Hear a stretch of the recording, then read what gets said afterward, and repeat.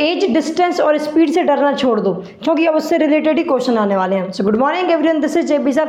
करते हैं भाई साहब सेकंड के थर्ड क्वेश्चन को सॉल्व। बेसिकली सेकंड वाले के 2 पार्ट मैंने करा दिए हैं, लिंक डिस्क्रिप्शन में दे दूंगा। तो करते हैं यार थर्ड क्वेश्चन को। लेकिन सेकंड क्वेश्चन में कर क्या रहे हैं, बेसिकली हमें कुछ रियल लाइफ प्रॉब्लम दी जा रही हैं, उन्हें हम क्वाड्रेटिक इक्वेशन के फॉर्म में कन्वर्ट कर रहे हैं। तो ठीक है भाई साहब, इसको भी कर देंगे। ज़्यादा ज़ोर से तो नहीं चिल्ला दिया, सॉरी, ध्यान से देखो, अटेंशन ग्रैब करने के लिए था, ठीक है। ओके, क्या था भाई साहब, नाम क्या है, रोहन। अच्छा, Rohan's mother is 26 year older than him, the product of their ages in year 3 years from now will be 360। We would like to find Rohan's present age. ध्यान से देख, ध्यान से देख, ध्यान से देख, समझाता हूँ, चिंता मत कर। हमसे क्या बोला गया, इतनी लाइन का मतलब समझो। Rohan's mother age is 26 year older than him. जो रोहन की मम्मी है वो उसकी एज से कितनी है, 26 साल ज़्यादा है। अभी सीधी सी बात है, तुम में और तुम्हारी मम्मी में कितना गैप होगा, लगभग 26 साल का होगा, शायद 25 का होगा, शायद किसी का ज़्यादा होगा, 30 का होगा, समथिंग ऐसा कुछ एज हो गई होगा, ठीक है। तो क्या बोला गया है, ऐसे ही रोहन है, रोहन की मम्मी और रोहन में कितने साल का गैप है, मतलब रोहन की मम्मी की एज कितनी है, 26 साल ज़्यादा, किससे, रोहन की एज से। तो देखो, जैसे अगर मैं बात कर रहा हूँ आज अगर मैं बात करूं तो रोहन की एज से रोहन की मम्मी की 26 साल ज़्यादा है, तो आज की बात करी जा रही है। तो हम किसकी बात कर रहे हैं भाई साहब, प्रेजेंट एज की। अच्छा ठीक है, तो प्रेजेंट एज में रोहन की एज नहीं दी है, ना उसकी मम्मी की एज दी है, ठीक है। ज़रा ध्यान से देखो, जब भी ये एज वाले क्वेश्चन आते हैं ना, हम क्या करते हैं, हम तीनों लिखते हैं, प्रेजेंट एज लिखते हैं, ठीक है, फ्यूचर एज भी लिखते हैं और पास्ट एज भी लिखते हैं। क्या लिखते हैं भाई साहब, पास्ट एज भी लिखते हैं, जिसकी ज़रूरत पड़ेगी उसको लेंगे। पी फॉर प्रेजेंटेज, मैंने 2 पी इसलिए नहीं लिखी, नहीं तुम कंफ्यूज होते, ठीक है। तो क्या बोला गया, जो रोहन की एज आज है और जो उसकी मम्मी की एज है, उसकी मम्मी रोहन की एज से आज के टाइम पे उसकी मम्मी उससे 26 साल बड़ी हैं। कितनी साल बड़ी हैं, 26 साल बड़ी हैं, ठीक है। तो रोहन की एज तो दी ही नहीं है, रोहन की एज दी नहीं है, और रोहन की मम्मी की एज रोहन की एज पे डिपेंड है, ज़रा ध्यान से देखो। अगर रोहन की एज आज 1 साल है तो उसकी मम्मी की एज कितनी हो जाएगी, 1 + 26 ईयर। अरे बिल्कुल सही बात है। अगर रोहन की एज 2 साल है तो रोहन की मम्मी की एज कितनी हो जाएगी, 2 साल + 26 ईयर्स। रोहन अगर 10 साल का है तो उसकी मम्मी की एज कितनी हो जाएगी यार, 10 + 26। अरे हाँ ना बोले यार, मतलब रोहन की मम्मी की एज तो रोहन की एज पे डिपेंड है, बिल्कुल सही बात है। लेकिन रोहन की एज भी नहीं पता, तो मान ले अगर रोहन की एज x है तो उसकी मम्मी की कितनी हो जाएगी, x + 26। अरे हाँ ना बोले यार, तो मान लेते हैं ना कि रोहन की प्रेजेंट एज x ईयर्स है तो उसकी मम्मी की एज कितनी हो जाएगी, x + 26 ईयर। अरे हाँ ना बोले यार, इसमें कोई क्वेश्चन वाली बात नहीं है। तो इतना तो समझ आ गया। लेकिन आगे क्या लिखा है, the product of their ages in years, मतलब साल, ईयर्स में ही बात करी जा रही है, मंथ में बात नहीं करी जा रही, इन ईयर्स में ही। तो फिर से पढ़ते हैं, the product of their edges 3 years from now will be 360। Will भी यूज़ किया जाता है फ्यूचर के लिए, याद रखना, विल भी यूज़ किया जाता है फ्यूचर के लिए। तो क्या बोला गया है, the product of their edges 3 years from now, आज से 3 साल बाद, जो उन दोनों की एज का प्रोडक्ट होगा, वो कितना है, 360। तो पहले समझ तो ना कि आज से 3 साल बाद कितनी एज होगी उनकी। देखो, अगर रोहन की एज आज x ईयर है तो आज से 3 साल बाद कितनी हो जाएगी, अबे 3 साल बढ़ जाएगा रोहन, सीधा सा है भाई साहब। अगर आज x ईयर है तो x + 3 हो जाएगा। इसी तरीके से रोहन की मम्मी की एज कितनी है, x + 26 ईयर्स है, हाँ जी, तो 3 साल बाद कितनी हो जाएगी, अबे 3 साल बढ़ जाएंगी उसकी मम्मी। अरे हाँ ना बोले यार, बिल्कुल सही बात है। क्या इसको मैं थोड़ा सिंप्लीफाई कर सकता हूँ, हाँ कर सकता हूँ। इसको मैं कैसे लिख सकता हूँ, x + 29 भी लिख सकता हूँ। अरे हाँ ना बोले यार, क्या बोलते हो यार, x + 29 लिख सकता हूँ, हाँ जी। सो x + 29 लिख दो, ओके। अच्छा, तो मतलब 3 साल वाली एज कितनी मिल गई, उसकी एज हो जाएगी x + 3 और उसकी मम्मी की एज x + 29 ईयर हो जाएगी। हमसे बोला गया इन दोनों की एज का प्रोडक्ट, 3 साल बाद, आज से 3 साल बाद इन दोनों की एज का प्रोडक्ट कितना आ रहा है, 360 आ रहा है। तो बना दो, क्वाड्रेटिक इक्वेशन बना देते हैं। ज़रा ध्यान से देखो, ये दोनों मल्टीप्लाई में है तो मल्टीप्लाई कर दो, रिजल्ट आ ही जाएगा। देखो, ये चीज़ दोनों से मल्टीप्लाई होगी, ये चीज़ भी इन दोनों से मल्टीप्लाई होगी। तो करते हैं ज़रा, x × x करोगे तो x² हो जाएगा, x × 29 करोगे तो कितना हो जाएगा, 29x, बिल्कुल सही बात है। 3 × x करोगे तो कितना हो जाएगा, 3x + 3 × 29, 3 × 29 करो, 29 × 1 = 29, 29 × 2 = 58, 29 × 3 = 87। कितना यार, 87 बराबर में क्या चल रहा है 360, तो चलने दो। अब क्या करो, इसको थोड़ा सा और सोल्व करो। 29 प्लस 3x कितना हो जाएगा, ज़रा देखेंगे। एक्स स्क्वायर प्लस 29 प्लस 3 होता है 32x प्लस 87, 360 प्लस का है इक्वल्स टू के इस साइड आएगा 360 माइनस का हो जाएगा, इक्वल्स टू में चलने दो 0। क्या बात क्लियर है? अब ज़रा और सॉल्व करते हैं। प्लस माइनस क्या होता है भाई साहब, माइनस होता है, तो 360 में से 87 माइनस कर देंगे। करो ज़रा, देखो 0 में से 7 जाएगा नहीं, यहाँ से हम 1 लेंगे तो ये बन जाएगा 10, ये क्या हो जाएगा 5 बच जाएगा। 10 में से 7 गया तो कितना बचा 3, ठीक है। अब 5 में से 8 तो जाएगा नहीं, तो हम क्या करेंगे, बाजू वाले से 1 लेंगे, तो यहाँ बचेगा 2, यहाँ हो जाएगा 15, 15 माइनस 8 हो जाएगा 7, 2 बचा है तो 2 का 2 लिख दो। क्या बात क्लियर है? तो रिजल्ट क्या आ जाएगा, x square plus 32x minus का 273। क्यों? ग्रेटर नंबर साइन आता है, बड़ा नंबर किसके साथ है 360 के साथ है, इसलिए नेगेटिव नंबर आएगा। क्या बात क्लियर है? अरे हाँ ना बोल यार।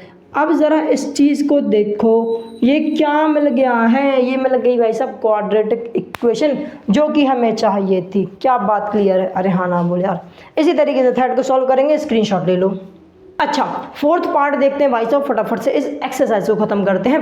क्या बोला जा रहा है फोर्थ क्वेश्चन में, मतलब फोर्थ पार्ट में, a train travels a distance of 480 kilometres at uniform speed, if the speed has been 8 kilometre per hour less than it would have taken 3 hour more to cover the same distance, we need to find the speed of the train. देख भाई साहब क्या बोला गया, आराम से समझने की कोशिश करना। एक ट्रेन है जो कि 480 किलोमीटर का डिस्टेंस कवर कर रही है कुछ कांस्टेंट स्पीड में, कुछ यूनिफॉर्म स्पीड बोले कांस्टेंट स्पीड बोले एक ही बात है। मतलब एक ट्रेन चल रही है कुछ स्पीड से, कितना डिस्टेंस कवर कर रही है, 480 किलोमीटर डिस्टेंस कवर कर रही है कुछ स्पीड से। अब वो स्पीड क्या होगी नहीं पता है, चलो कोई दिक्कत नहीं, आगे पढ़ते हैं। If the speed has been 8 kilometre per hour less, अगर स्पीड को 8 किलोमीटर पर आवर से कम कर दिया जाए, मतलब जो भी स्पीड थी उसमें से ही अगर 8 किलोमीटर पर आवर और कम कर दी जाए, then it would have taken 3 hour more to cover the same distance. तब उसी ट्रेन ने उसी सेम डिस्टेंस को कवर करने में 3 घंटे ज़्यादा लिए। पहले कुछ टाइम ले रही होगी, बाद में क्या हुआ, अगर 8 किलोमीटर पर आवर स्पीड से कम कर दी, 8 किलोमीटर पर आवर ये स्पीड से अगर मैं स्पीड को कम कर दूं तो कितना टाइम लग रहा है, 3 घंटे और ज़्यादा लगेंगे। सीधी सी बात है, बिल्कुल सही बात है। हमसे पूछा गया स्पीड निकालो ट्रेन की, बेसिकली सिर्फ कोऑर्डिनेट इक्वेशन बनाना है, स्पीड निकालने की जरूरत नहीं है। तो देखो ऐसे टाइप के क्वेश्चन में क्या करा जाता है मैं बताता हूँ। हम लिखेंगे पहले, तो पहले क्या लिखेंगे, पहले लिखेंगे, फिर हम लिखेंगे बाद में। अच्छा बाद में, ये क्या कर रहे हो सर, बता रहा हूँ। बाद में बिंदी आती नहीं आती मेरे को नहीं पता, छोड़ो। हमें पता है एक स्पीड का फॉर्मूला होता है। स्पीड का फॉर्मूला क्या होता है, डिस्टेंस अपॉन टाइम। क्या होता है भाई साहब, डिस्टेंस अपॉन टाइम, शॉर्ट में लिख दिया, speed equals to distance upon time. ये तुम्हें पता होना चाहिए। तो डिस्टेंस तो दिया है, एक परमानेंट डिस्टेंस दिया है, क्या दिया है लिख दो आराम से, गिवन में डिस्टेंस दिया है 480 किलोमीटर। अच्छा स्पीड नहीं दी गई है और स्पीड ही पूछी गई है, स्पीड नहीं दी गई और स्पीड ही पूछी गई है, तो हम किसको एज्यूम करेंगे भाई साहब, स्पीड को ही एज्यूम करेंगे। लेकिन ज़रा समझना, 2 तरह की स्पीड दी गई है, एक कुछ यूनिफॉर्म स्पीड है, कुछ ना कुछ स्पीड होगी जब पहले ट्रेन कवर कर रही होगी, ट्रेन चल रही होगी, फिर उसी स्पीड को 8 किलोमीटर पर आवर से कम कर दिया गया। मतलब पहले कुछ स्पीड थी, फिर उसी स्पीड को 8 किलोमीटर पर आवर की स्पीड से कम कर दिया गया, मतलब 2 स्पीड है। तो देखना जो सेकंड वाली स्पीड है ना, वो तो पहले पे डिपेंडेंट है। तो हमें पता है, ये चीज़ मैंने स्टार्टिंग में बताई थी, जो चीज़ इंडिपेंडेंट होती है उसे हम एज्यूम करते हैं। तो देखो पहले वाली स्पीड तो कुछ भी हो सकती है, दूसरी वाली तो पहले पे डिपेंडेंट है। दूसरी वाली स्पीड कैसे बन रही है, पहली वाली स्पीड से 8 किलोमीटर पर आवर की स्पीड कम करने पे दूसरी वाली बन रही है, मतलब दूसरी वाली स्पीड पहले पे डिपेंडेंट है, तो पहले वाली स्पीड हम क्या करेंगे, एज्यूम कर लेंगे। तो मान लेते हैं जो पहले स्पीड चल रही होगी वो x किलोमीटर पर आवर से चल रही थी।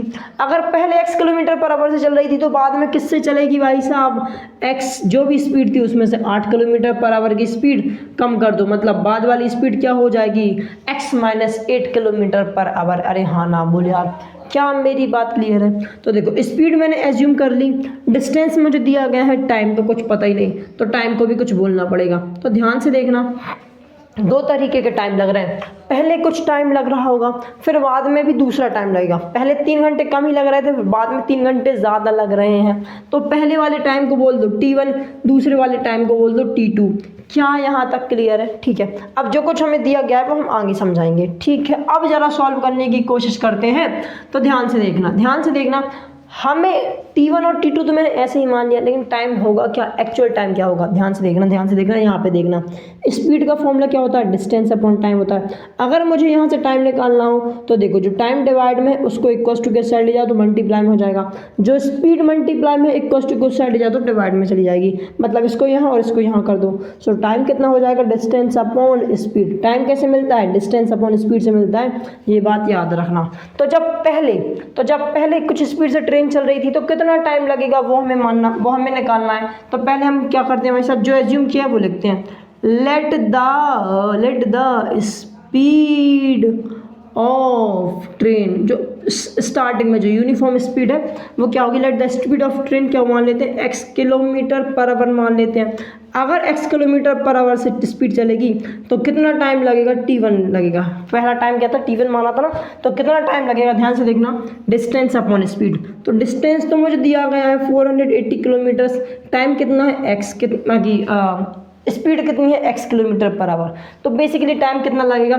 Distance upon time. मतलब सबसे पहले जब कुछ स्पीड से ट्रेन चल रही होगी तो कितना टाइम लगेगा? 480 अपॉन एक्स, 480 अपॉन एक्स। क्या बात क्लियर है ना? Speed after reducing 8 kilometres per hour.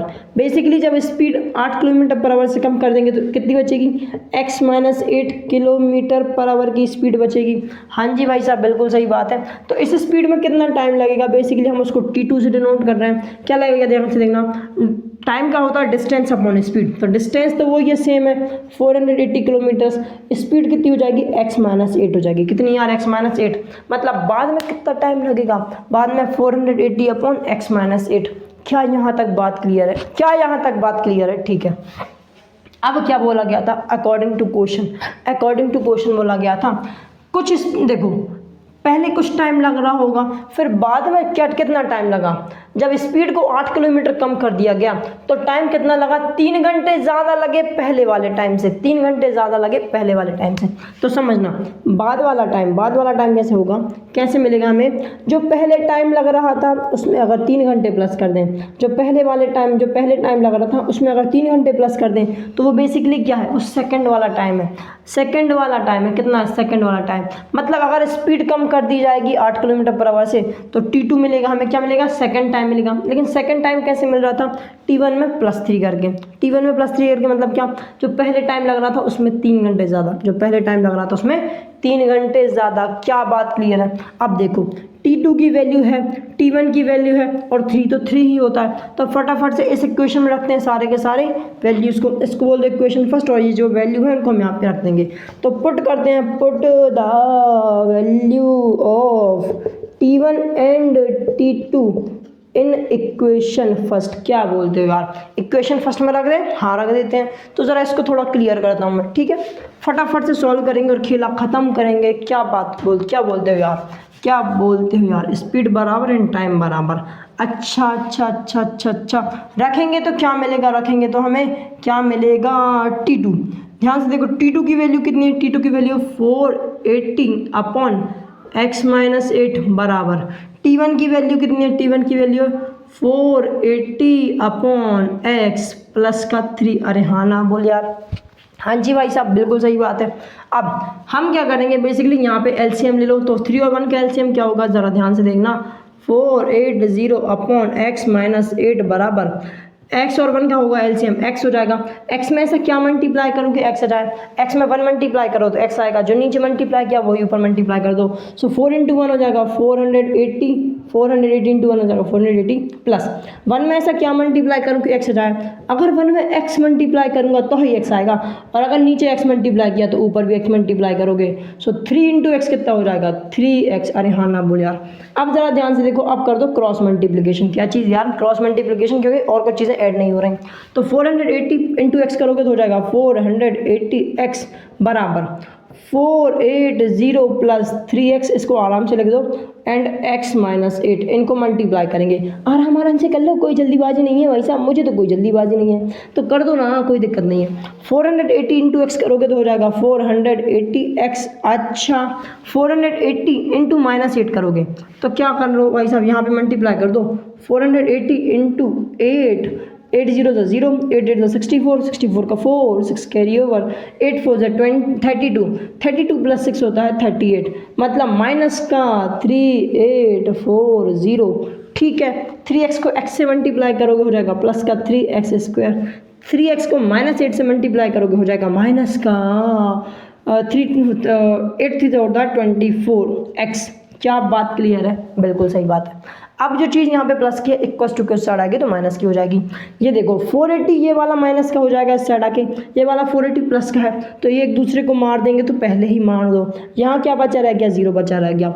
बची हुई चीज़ को अच्छे से अरेंज कर दो। यहाँ लिख देंगे 3x square minus 24x minus 3840। क्या बोलते हो यार, इसमें कोई क्वेश्चन वाली बात नहीं है, तो कोई दिक्कत नहीं है ना, कोई दिक्कत क्या है। अब ये जो इक्वेशन आई यही हमारी क्वाड्रेटिक इक्वेशन है। क्या बात क्लियर है? वैसे अभी इसको और सिंप्लीफाई कर सकते हैं, कर ही दूंगा। ध्यान से देखो, इक्वल्स टू के एक साइड 0 आ गया, और ये जो चीज़ है आगे सॉल्व नहीं हो रही है, और x की हाईएस्ट पावर 2 है, मतलब डिग्री 2 है, मतलब ये क्वाड्रेटिक इक्वेशन है। अब ज़रा देखते हैं क्या इसमें से कुछ चीज़ कॉमन निकल सकती है। मुझे ऐसा लग रहा है 3 बाहर निकल सकता है। देखो इसमें से 3 बाहर आ जाएगा तो निकाल दो 3, तो अंदर क्या बचा रह जाएगा x स्क्वायर। 24 में से अगर 3 बाहर जाएगा तो कितना बचेगा, अंदर 8x बचेगा। कितना बचेगा यार, 8x बचेगा, माइनस इसमें से 3 बाहर निकालो। बेसिकली मतलब इसको 3 से डिवाइड करके देख लिया करो, नहीं आता ना तो आराम से 3 से डिवाइड करके देख लो। करो जरा 3 से, 3 1 जा 3, 3 1 जा 3, 3 2 जा होता है 6, 8 में से 6 जाएगा, बचेगा कितना 2, 2 जाएगा 4 के साथ 24, 3 8 जा होता है 24, 0 बचा है तो 0 लिख दो। मतलब 3 से अगर 3 में से सब में से 3 निकलेगा तो अंदर क्या बचेगा 1280। क्या बात क्लियर है? इक्वल्स टू के अंदर चल रहा है 0, 3 मल्टीप्लाई में इक्वल्स टू किससे आएगा तो डिवाइड में हो जाएगा। 0 डिवाइडेड बाय 3 कितना हो जाएगा 0। अरे हाँ ना बोल यार, मतलब ऐसे भी लिख देना 0 बराबर x square minus 8x minus 1280। तो ये जो चीज़ बची है ये हमारी क्वाड्रेटिक इक्वेशन हो जाएगी।